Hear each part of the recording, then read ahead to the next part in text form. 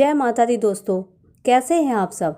आप सभी का हमारे चैनल अखंड ज्ञान में एक बार फिर से बहुत बहुत स्वागत है। माँ शेरावाली से मेरी ये प्रार्थना है कि माँ शेरावाली नवरात्रि के इन विशेष दिनों में आप सभी पर कृपा बरसाए, आप सभी की हर मनोकामना पूर्ण करे, आप सबको निरोगी रखे और अभय दान दे। माँ दुर्गा के 9 स्वरूपों में 7वां स्वरूप माता कालरात्रि का है। माता कालरात्रि का स्वरूप अत्यंत भयानक है। माँ के शरीर का रंग घने अंधकार की तरह एकदम काला है। सिर में बड़े बड़े बाल हैं जो खुले और बिखरे हुए हैं। माता के गले में बिजली की तरह चमकने वाली माला है। भयानक से भयानक परिस्थिति और अंधकारमय स्थितियों का विनाश करने की शक्ति माँ के 7वें स्वरूप कालरात्रि में है। हर तरह के काल से रक्षा कर माँ देवताओं को, साधकों को या भक्तों को अभय दान देती हैं। माँ कालरात्रि त्रिनेत्री हैं। इनके तीनों ही नेत्र ब्रह्मांड के समान गोल गोल हैं। इनकी सांसों से अग्नि निकलती है। इनका वाहन गर्दभ अर्थात गधा है। माँ कालरात्रि की 4 भुजाएं हैं।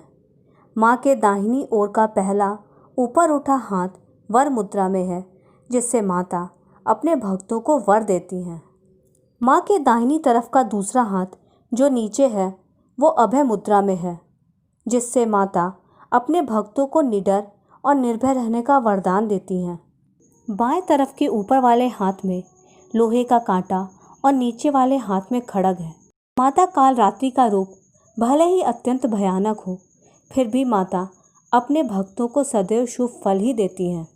माता कालरात्रि ने अपना यह भयानक स्वरूप भक्तों की रक्षा के लिए ही धारण किया था।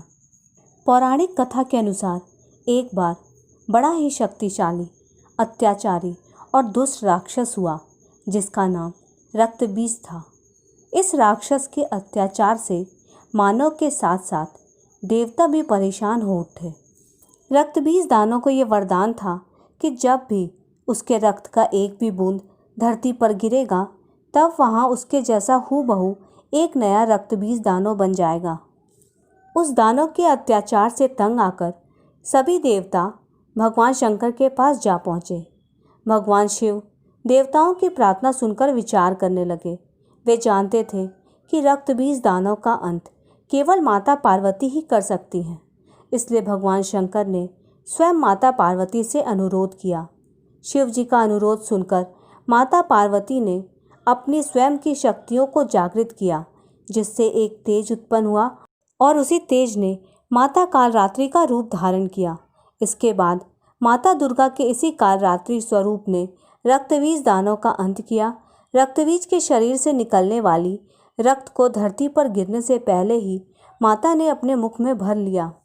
इस तरह देवी माँ रक्तबीज दानव के सारे मायावी रूपों का गला काटते हुए असली रक्तबीज दानव का संहार किया, जिससे सभी देवता और मानव भयमुक्त हुए। रक्तबीज का वध करने वाली माता पार्वती का यही स्वरूप कालरात्रि के नाम से जाना और पूजा जाता है। माता कालरात्रि ने अपना ये भयानक स्वरूप भक्तों और साधकों के कल्याण के लिए ही धारण किया है। माता कालरात्रि के भक्त भूत प्रेत या किसी गुप्त या प्रत्यक्ष शत्रु से नहीं डरते। माता अपने भक्तों को अभय दान देकर भय मुक्त करती हैं। माता कालरात्रि अपने भक्तों के जीवन में आ रही किसी भी तरह की नौग्रह बाधा को शांत करती हैं। भक्तों के मन में किसी भी प्रकार का भय हो, अग्नि से, जल से, शत्रु से या रात्रि से, माता उनके हर भय का नाश कर उन्हें शक्ति प्रदान करती हैं। माता कालरात्रि के नाम के उच्चारण मात्र से तमाम असुरी शक्ति, दानव, दैत्य, राक्षस या भूत प्रेत भयभीत होकर दूर भागने लगते हैं। माता कालरात्रि की पूजा आराधना से सदैव शुभ फल की ही प्राप्ति होती है। इसलिए माता कालरात्रि को शुभंकरी भी कहा जाता है। भक्तों को माता कालरात्रि के भयानक स्वरूप से भयभीत या आतंकित होने की ज़रूरत नहीं।